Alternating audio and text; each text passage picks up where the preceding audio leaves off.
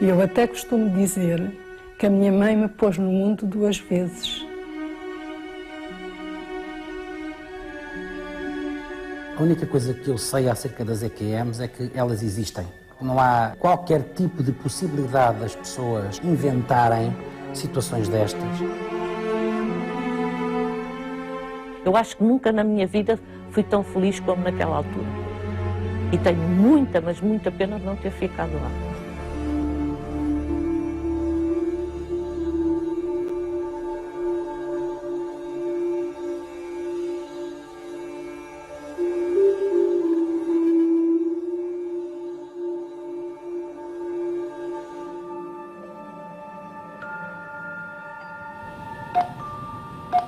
O que são experiências de quase morte? Alucinações? Um estado modificado de consciência? Uma prova que há vida depois da morte? As opiniões dividem-se. Isabel Volmar, ex-apresentadora da RTP, tinha 19 anos quando teve a sua primeira experiência de quase morte. O coração parou durante uma intervenção cirúrgica e no pós-operatório foi clinicamente dada como morta. Estava tão mal, que muita gente julgava que eu morria. Pronto, o médico disse, ela vai morrer. E só me lembra do médico dizer, Paulo, eu não posso deixar morrer uma miúda de 19 anos. E de repente deixei de qualquer dor, não tinha dores nenhumas. Eu disse, ai que bom, eu estou tão bem. E senti-me não era lá, era numa uma espécie de cubículo, digamos, deitada. E digo, ai que bom, eu não tenho dores, ai eu quero saber, ai que bom. Era uma sensação de alívio de não ter dores, não é? E de repente sinto uma coisa como se eu tivesse saído de mim. E começo a flutuar. E claro, estava a olhar para baixo e eu digo assim, mas coisa tão estranha. Eu estou aqui em cima e estou lá embaixo.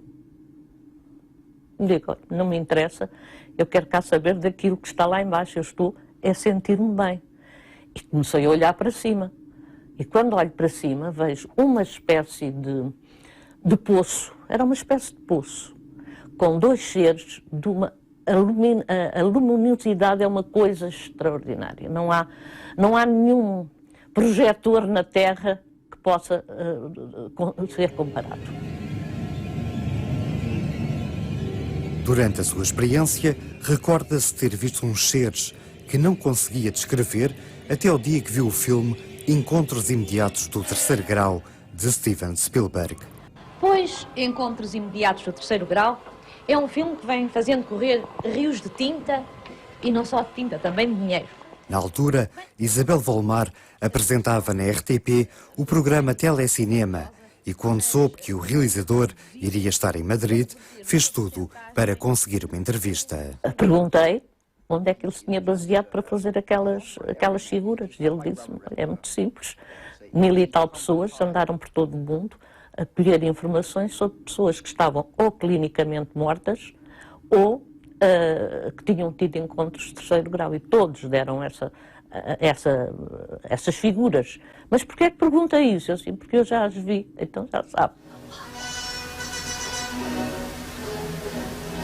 12 anos depois, Isabel voltou a ter uma experiência semelhante quando sofreu um acidente de viação e entrou no hospital de Santa Maria em estado grave. Eu não sentia nada, não sentia dores, não sentia nada. Eu só dizia, mas que coisa tão estúpida, para que é que está esta gente toda a fazer coisas? Para quê? Eu estou tão bem. Estava já em pré-coma.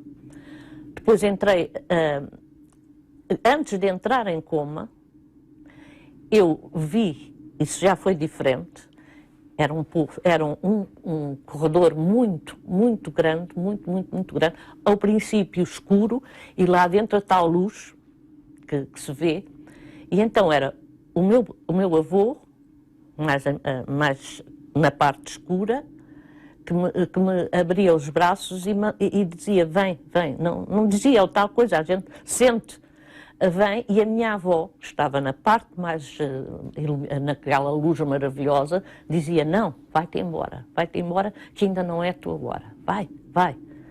E eu entrei em coma e depois já não me lembro de nada. Os médicos que acompanharam Isabel Volmar disseram-lhe que ela não deveria ter sobrevivido. As experiências de quase morte não são fenómenos simples de explicar. A ciência e a religião têm ao longo da história tentado fazer prevalecer cada uma a sua visão. Mário Simões é psiquiatra e professor na Faculdade de Medicina de Lisboa. Desde há alguns anos interessou-se pelo fenómeno das EQMs, as experiências de quase morte. O fenómeno é complexo e há várias teorias. Em resumo, podemos dizer que há 3 grandes teorias. Umas que dizem que é tudo uma questão orgânica, cerebral, o cérebro que está a morrer, o cérebro que não tem oxigênio, o cérebro que não tem irrigação e que, portanto, essas experiências resultam disso. Uma outra diz que é uma questão psicológica, que seria a última alucinação que temos antes de morrer, que seria uma tentativa de defendermos perante o sentimento de finitude. E há outras que dizem, devido à própria estrutura da experiência, que isto é um sinal que existe vida para além da morte. Portanto, há aqui 3 tentativas de explicar, mas que pessoas que se têm dedicado ao tema dizem que são em si mesmo insuficientes. Daí que temos só teorias, não temos uma explicação única. Na maioria destas experiências existem denominadores comuns.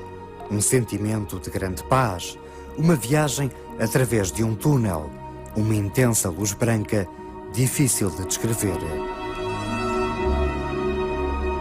A sensação de saída do corpo é um dos relatos mais comuns.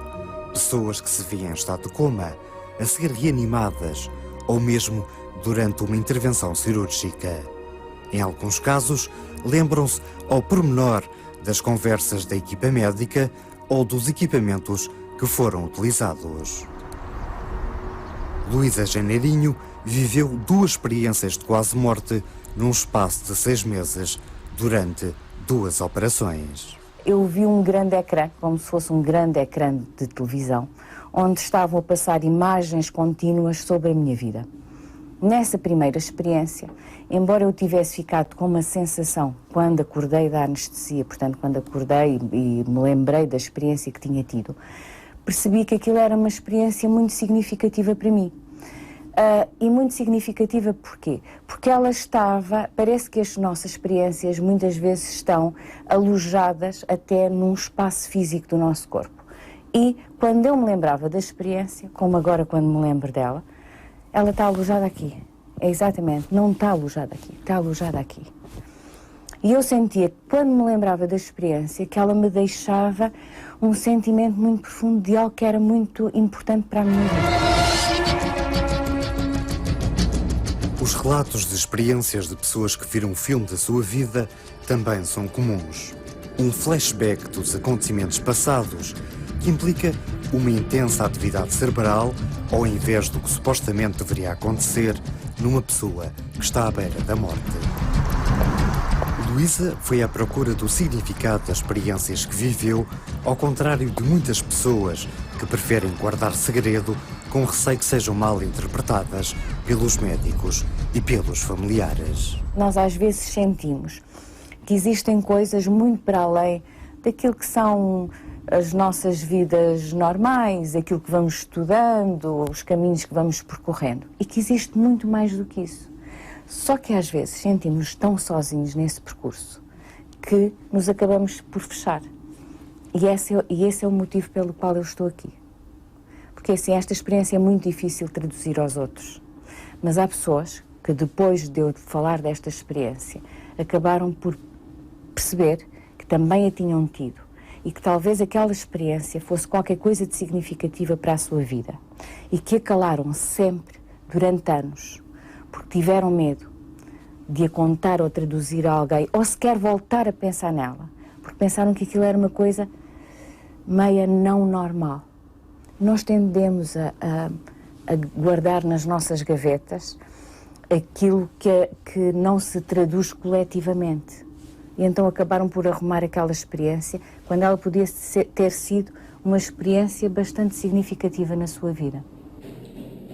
Manuel Domingos é o coordenador da Unidade de Neuropsicologia de Intervenção do Centro Hospitalar de Lisboa. Depois de já ter ouvido muitos relatos, considera que a comunidade médica deve assumir que não existe uma explicação para as experiências de quase morte. É evidente, pois há aquilo a que eu os posso chamar, enfim, se me permite, os desmancha-prazeres, que são aqueles que vêm dizer, não, isto é o cérebro que está ainda num estado corpuscular, ou é algo que tem a ver com alucinações, ou é algo, não é nada.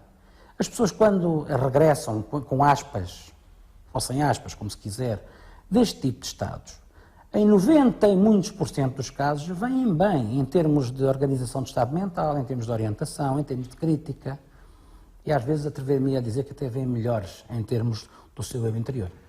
Mas no seio da comunidade médica, o fenómeno das EQMs não reúne consenso, apesar de todos estarem de acordo que o fenómeno existe. Alexandre Castro Caldas, professor catedrático de Neurologia na Faculdade de Medicina de Lisboa, é hoje o diretor do Instituto de Ciências da Saúde da Universidade Católica. Tem uma perspectiva biológica sobre o tema e atribui as experiências de quase-morte a uma disfunção cerebral. Há uma quantidade de disfunções cerebrais que fazem com que nós distorçamos completamente a realidade do que está à volta. Ora, uma experiência perto da morte é uma experiência fortíssima de disfunção cerebral. Fortíssima, porque o cérebro sofre imenso que não todo. Por isso é que as pessoas entram em perturbação do estado de consciência. E, portanto, há um período de perda de consciência, há um período de regresso à consciência e que dá origem a uma série de efeitos à medida que aquilo começa a funcionar. É quase como quando acendemos o computador, aparecem várias coisas no intervalo, são imagens que vão surgir até aquilo aquecer e começar a funcionar como deve ser. Quanto aos relatos das pessoas que dizem ter visto um túnel de luz e uma sensação que saíram do próprio corpo, também pode existir uma explicação científica. Porquê que acontece, por exemplo, a ideia de um túnel de luz ao fundo e que as pessoas têm ascendência que vem de um túnel de luz? Uma razão relativamente simples e a explicação é curiosa, porque a irrigação da retina é muito mais rica na zona onde se faz a fixação do olhar, na fóvea. E, portanto, quando há uma baixa de perfusão da retina e depois volta a haver a irrigação, o que é primeiro irrigado é a fóvea, a zona onde se projeta a nossa atenção. Isso dá origem a uma chamada visão tubular, em que se vê um tubo e que pode ser colorido, pode ter visões cromáticas e, portanto, é perfeitamente perceptível, compreensível que a sensação de tubo apareça nas pessoas por uma simples razão tão simples como esta, que tem a ver com a irrigação da retina. Outras explicações, por exemplo, o corpo a sair, qualquer coisa a sair do corpo. Nós sonhamos com o nosso corpo. Quando estamos a sonhar, andamos a passeá-la no sonho. E, portanto, temos essa memória também. A humildade é fundamental para nós investigarmos processos destes. Sermos humildes, sermos colaborantes, estarmos em sintonia, até com aqueles que discordam de nós. Contrariamente a muitos que discordam deste tipo de postura e que querem à viva força que a EQM seja explicada por, pela indução do Estado, por um produto como a ketamina, ou por uma hiperfunção de um lobo do cérebro, ou porque o ser humano está preparado desde nascença para morrer da melhor maneira possível. Isto é uma das explicações que eu um dia ouvi que me deixou extasiado. Manuel Domingos considera que é preciso ter uma mente aberta para aceitar um fenómeno que ainda não se consegue explicar e que muitas vezes vai contra todas as convicções que podemos ter acerca da vida. A propósito, recorda-nos a história de um paciente em estado de coma que acompanhou pessoalmente. Eu lembro-me de um caso que, se calhar, é bom contá-lo porque elucida isto que eu estou a dizer, de um professor universitário operado a um tumor cerebral que após a cirurgia, fica em coma cerca de 2 semanas e meia, 3 semanas, não me recordo muito bem. Era um professor de Química. E eu e a fisioterapeuta estávamos a fazer estimulação polimodal, polifacetada, com muitos estímulos sensitivos, sensoriais, desde o cheiro, ao gosto, ao ouvido, enfim, por aí fora, do doente em coma. E às tantas, as coisas estavam a demorar um pouco mais do que nós prevíamos, e eu digo assim, bem, este homem nunca mais, nem sequer a fórmula do ácido sulfúrico vai voltar a dizer. Passado uns tempos, o doente acorda do seu coma e um dia eu passo por ele, falo com ele, estava ainda um pouco confuso e diz-me assim, H2SO4. E eu olho e digo, pá, o que é que se passa aqui? Eu não lhe perguntei nada, isto não está tão bem como a gente pensava, está aqui assim, H2SO4, sai-me daqui a forma, assim, alto. Eu disse, mas porquê é que me está a dizer isto? Foi aquilo que me perguntou há uns dias atrás, só que eu não conseguia responder. Portanto, isto remete para a questão de haver ou não haver consciência, ou pelo menos atividade mental durante um estado desses. Como é difícil este vosso mundo! Tanta miséria, tanto desespero! A atriz Irene Cruz viveu uma experiência de quase morte quando tinha 33 anos. Sofreu um choque anafilático durante uma pequena operação cirúrgica. O coração esteve parado quase 2 minutos e meio. Lembro-me de fazer uma viagem, não vi nada, não vi ninguém, não ouvi vozes, porque há pessoas que veem e até veem o seu próprio corpo, eu não. Eu fui o tal túnel, que era magnífico. Eu senti que eu estava a ser puxada por alguém, eu não sei, uma força superior à minha, me estava a puxar e eu ia por aquele túnel como se voasse, como se planasse. Não via, como disse, o meu corpo. E o que é que eu via? Primeiro, uma luz que podemos considerar celestial, entre o rosa e o lilás, primeiro, e com uma música que eu entendo uma música celestial, uma música que eu não consigo reproduzir, embora esteja na minha memória, está cá muito pegada na minha memória, mas eu não consigo reproduzir nada, nada. Irene não falou com o médico sobre o que lhe aconteceu. Só mais tarde contou ao marido. Sabe que as pessoas têm medo de falar sobre o assunto. E agora como é que eu vou descrever isto que eu senti? Um bem-estar, mas senti que eu tinha qualquer coisa para cumprir na minha vida, em vida, cá em baixo. Mas uma tristeza infinita, porque aquilo que eu tinha sentido era belo. Belo demais para ser verdade. Era calmo. Senti num momento assim uma calma, um estar muito bem, com aquela música, que me deixou saudades. Embora eu goste de estar viva. E eu sei que um dia tenho que me ir embora, de facto. Mas isso significa que eu tinha ainda muita coisa para cumprir, tinha e ainda terei para cumprir aqui embaixo, coisas que me estão destinadas e que estão a todos, coisas destinadas e que nós não sabemos quais são. Isto para quem acreditar, mas acreditem, porque isto aconteceu-me, e não só a mim, a várias pessoas também. O fenómeno das experiências de quase morte é transversal a todas as culturas e religiões. O mistério do fenómeno adensa-se ainda mais quando existem relatos de crianças de tenra idade ou de pessoas que nasceram cegas. É verdade. Essa é uma situação que deixa alguns investigadores mais perplexos, porque não se fala uma criança sobre a morte, e sobretudo são crianças que contam isso porque passaram por situações dramáticas em unidades de cuidados intensivos, crianças estão a levar um tratamento contra um cancro e que subitamente têm uma experiência destas e contam, e nunca teriam ouvido falar. Portanto, parece que existe aqui algo que ultrapassa só o saber da experiência, algo que a pessoa tenha ouvido falar. Mário Simões já realizou algumas workshops onde levou estudantes a viver, através do hipnotismo, uma experiência semelhante a uma experiência de quase morte. Em alguns casos, os resultados foram surpreendentes. Foi numa workshop dessas que eu fiz, numa faculdade, que 100 pessoas a fazer, e há uma das pessoas que no final, enfim, permite sempre que haja perguntas, me pergunta, olha, sabe, eu estava naquele túnel, enfim, vi-me nitidamente, e apareceu-me o meu pai a comunicar comigo. E eu achei isto muito estranho, porque o professor tinha dito que seriam pessoas que já estariam falecidas e, portanto, que surgiriam, mas o meu pai está vivo. E eu simplesmente pensei comigo, mas se está vivo deve estar muito mal. É como se houvesse assim já uma espécie de pré-comunicação sobre aquilo que se iria passar. E depois eu falei com a pessoa e, passado uma semana, essa pessoa diz-me: depois o meu pai, na verdade, na altura que eu estava a fazer essa vivência consigo, estava muito mal e faleceu ontem.